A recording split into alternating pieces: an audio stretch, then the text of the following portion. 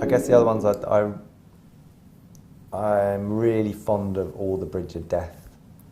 I think those are at least some of my favourites. Yeah. How did you come up with the idea for the? Where did that idea come from? Well, that was kind of odd in a way, because the idea actually came from the statistical content of the chapter. Because I had this chapter where I knew I was going to have to cover Z-scores, and the way that I was going to have to cover them really was going to be through solving certain kinds of probability problems, and I couldn't think of a sort of interesting way to put that into the story other than just, you know, Zach kind of sitting down and being relentlessly bombarded with probability, which was just going to be crap. So I was really like racking my brains, like how can I have a chapter that's largely dealing with probability, but do something in the story that's interesting and, you know, solves these sort of Z-score puzzles. And then that kind of ended up being, well, he's going to need to have some challenges where he uses Z-scores to solve them, and then that kind of led to, you know, a Bridge of Death, and then the various bits on the Bridge of Death really emerged from the type of problems that I had to deal with. So originally, I think this was probably before anything got to you. One of the challenges was going to be a staircase. Okay.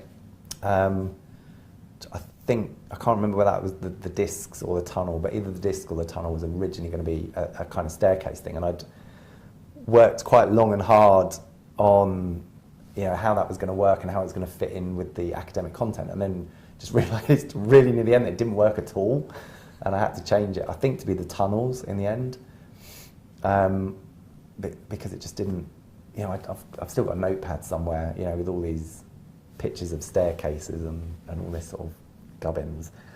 So all the challenges really emerged from how I was going to have to frame the problems in the chapter.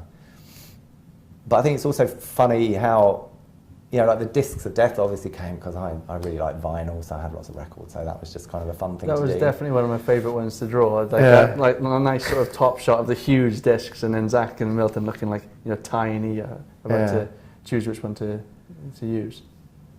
And then Death Scotch at the end of it, again, I don't think this was necessarily an obvious influence, but retrospectively, when I was thinking about it, I think there used to be a game, a TV show when I was a kid called The Adventure Game, and it's probably before your time.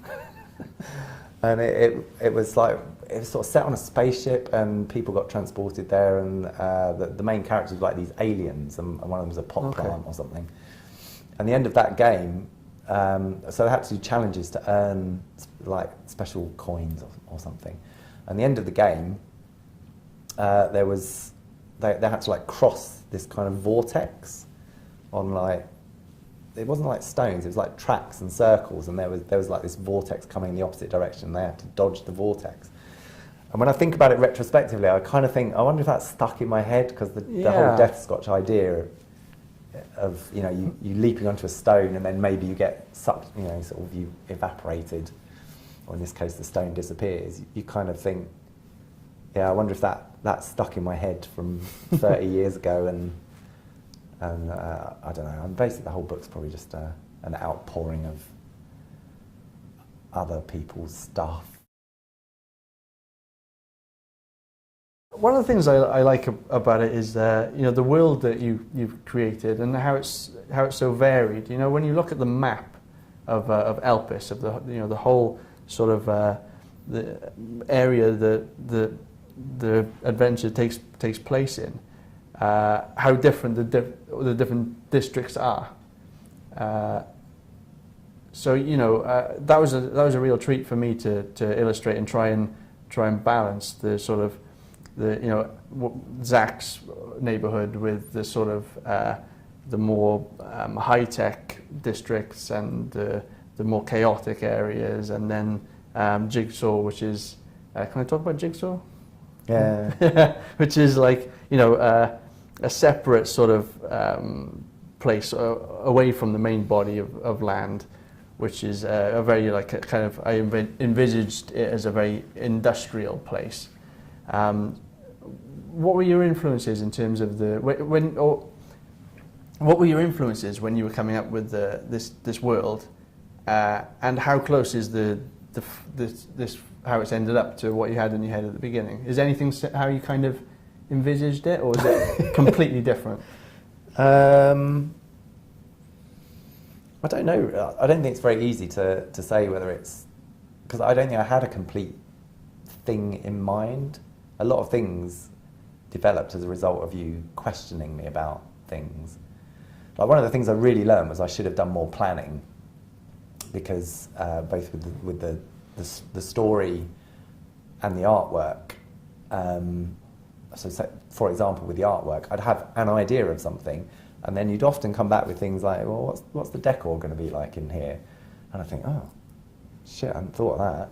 And it would make me think about it. So in a way, a lot of the world evolved as a result of the questions that you ended up asking me about. Okay. So it's not like I started off thinking it's gonna all I really knew is it's gonna be a mix of kind of the old and the kind of hyper new. So, yeah. So there'd be districts that were hyper modern, full of programmable matter and all the rest of it, and other districts that were kind of had a footprint in the past. Yeah, like it was a really nice repositories and stuff like contrast, sort of visually, and then certain areas where you see these two